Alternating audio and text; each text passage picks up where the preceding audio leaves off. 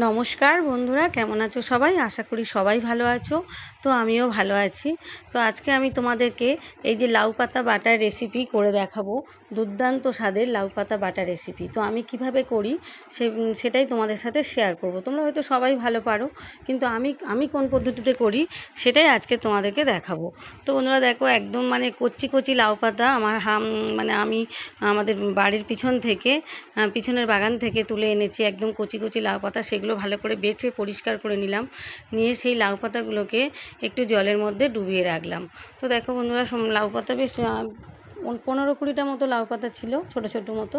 তো এই যে জলের মধ্যে আমি ভিজিয়ে রাখলাম, রেখে এবার দেখো এদিকে আমার ছোটো মেয়ে কী করছে। দেখো, ছোটো মেয়ে হচ্ছে আম বাটা করবে বলে, মানে ছোটো ছোটো করে ছোটো ছোটো আমগুলো সরু সরু করে কাটছে, কেটে ও একটু আম বাটা করবে।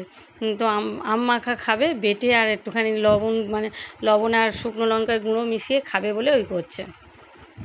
তো বন্ধুরা দেখো, আমি এবার কী কী দিতে থাকি।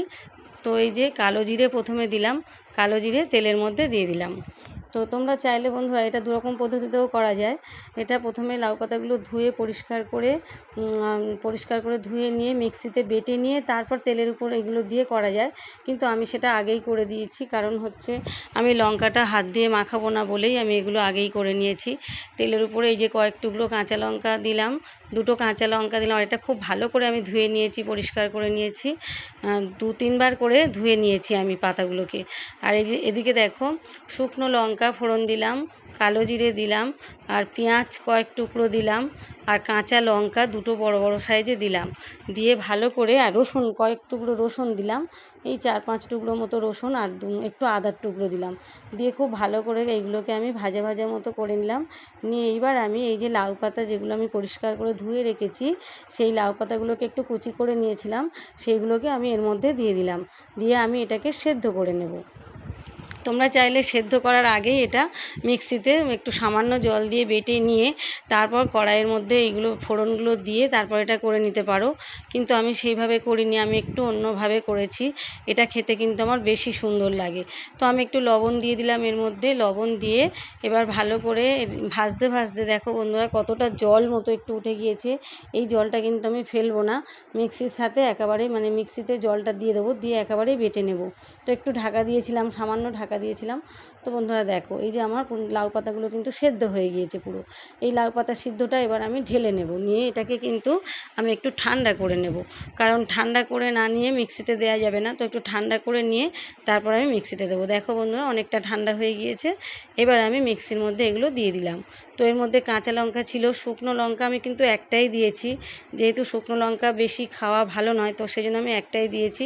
তোমাদের যাদের সহ্য হয় তারা 2টো খেতে পারো, আমি খুব কম করেই দিয়েছি, কাঁচা লঙ্কাটা 2টো বড় বড় দিয়েছি। তো এবার বন্ধুরা দেখো, এগুলো আমি মিক্সিতে বেটে নেব। তো মিক্সিতে বাটার জন্য এই যে, আর কারেন্ট তো ছিল না, এই কিছুক্ষণ আগে কারেন্ট এলো, এতক্ষণ কারেন্ট ছিল না। যে কাজগুলো করছিলাম পুরো গরমে মরে যাচ্ছিলাম, তো কারেন্টটা অনেক পরে এসেছে। তো দেখো বন্ধুরা, এবার আমি মিক্সিতে একটু বেটে নেব। তো বাটাটা হয়ে, এই যে দেখো বাটাটা হয়ে গিয়েছে। এবার আমি তেলের মধ্যে সর্ষের তেল একটু দিয়ে দিলাম কড়াইতে। দিয়ে আমি এবার এই যে এই যে লাউ পাতা বাটাটা এবার আমি শুকনো শুকনো করে এটাকে পুরো একদম শুকনো করে ভাজা ভাজা মতো করে নেব। লাউ পাতা বাটাটা কিন্তু জল জল মতো থাকলে খেতে ভালো হয় না, একদম শুকনো থাকলে খেতে কিন্তু খুব ভালো লাগে। তো মিক্সিটা আমি সামান্য একটু ধুয়ে, একটু জলটা দিয়ে দেবো সামান্য ধুয়ে।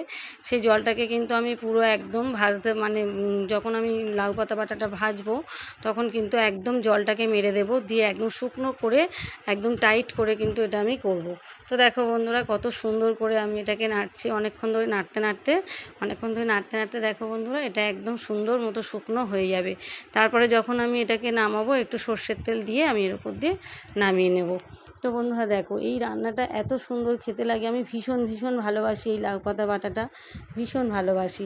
আর এই পদ্ধতিতে করলেই আমার বেশি খেতে ভালো লাগে। যারা অনেকে আছে কাঁচা লাউ পাতাটা ধুয়ে মিক্সিতে বেটে নিয়ে তারপর তেলের উপর এগুলো দেয়, তারপর দিয়ে লঙ্কাটাকে হাত দিয়ে লবণ দিয়ে সেটাকে মাখতে হয়, তো আমার এই লঙ্কা একটু মাখতে গেলে, লবণ দিয়ে মাখতে গেলে আমার একটু হাতে একটু জ্বালা জ্বালা মতো করে, তো সেই জন্য আমি সব একসাথেই মিক্সিতে পেস্ট করে নিয়েছি। তো এই পদ্ধতিতে করলে আমার তো মনে হয় বেশি খেতে ভালো লাগে। তো এর মধ্যে তো অনেক কিছুই পড়েছে, কাঁচা লঙ্কা, শুকনো লঙ্কা, পেঁয়াজ, আদা, রসুন সব রকম পড়েছে। তো বন্ধুরা দেখো, দুর্দান্ত কিন্তু খেতে লাগে, তোমরা এই পদ্ধতিতে করে দেখতে পারো। তো এই যে আমার লাউ পাতা বাটা পুরো একদম রেডি, আমি আর একটু শুকনো মতো করে নামিয়ে নেব। তো এই লাউ পাতা বাটা থাকলে অনেকটা ভাত উঠে যাবে। এর মধ্যে কিন্তু চচ্চড়ি, মাছের ঝোল সবার থেকে কিন্তু এটা বেশি ভালো লেগেছে খেতে, মানে আমি তো খুবই ভালোবাসি। তো তোমরাও করে দেখতে পারো, ভীষণ সুন্দর খেতে লাগে, অনেক ভাত উঠে যাবে এটা মানে এটা করলে। তো দেখো বন্ধুরা, এবার আমি বাটিতে তুলে নিলাম। বাটিতে তুলে নিয়ে এর উপর একটু আমি সর্ষের তেল এর উপর দিয়ে একটু দিয়ে দেবো, দিয়ে এবার আমি গরম গরম ভাতের সাথে আমি খেয়ে নেব। তো দেখো বন্ধুরা, কি দারুণ দেখতে হয়েছে, দেখতে যেমন হয়েছে আর তেমন খেতে তো দুর্দান্ত হয়েছে। তো তোমরা এই পদ্ধতিতে করে দেখতে পারো একবার। তো দেখো, এই যে আমার পুরো রেডি, লাউ পাতা বাটা পুরো রেডি। তো চাইলে তোমরা আরেকটু লঙ্কার পরিমাণটা বেশি দিতে পারো, আমি একটু কমই দিয়েছি গরমের সময় বলে, খুব বেশি দিইনি। তো এই যে দেখো বন্ধুরা, পুরো লাউ পাতা বাটা আমার পুরো একদম রেডি। তো এই যে দেখো কেমন দেখতে হয়েছে, দেখো খেতেও কিন্তু দুর্দান্ত হয়েছে। তো বন্ধুরা, সবাই ভালো থেকো, সুস্থ থেকো, সাবধানে থেকো এই গরমের সময়, সবাই ভালো থেকো। তো রাখলাম, টাটা।